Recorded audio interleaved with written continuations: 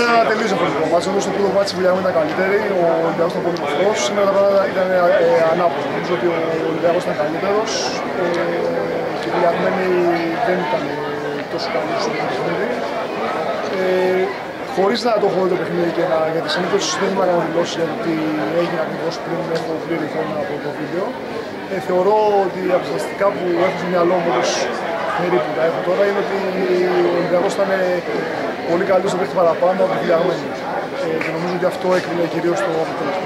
Θεωρείς ότι αλλάζει το ψυχολογικό παράγοντα η νίκη του Ολυμπιακού ενόψει του Final Four ή ξεκινάμε από το 0?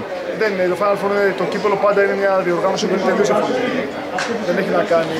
Είναι πάντα ένα παιχνίδι, γίνονται πάντα πάρα πολλές εκπλήξεις στην διοργάνωση του κυπέλλου. Είναι ένα τελείως διαφορετικό παιχνίδι, θα είναι θεωρώ ο τελικός του κυπέλλου. Μπαίνουμε σε μια άλλη διαδικασία για αυτή την ομάδα και θα συνεχίσουμε τις τελικές μετά.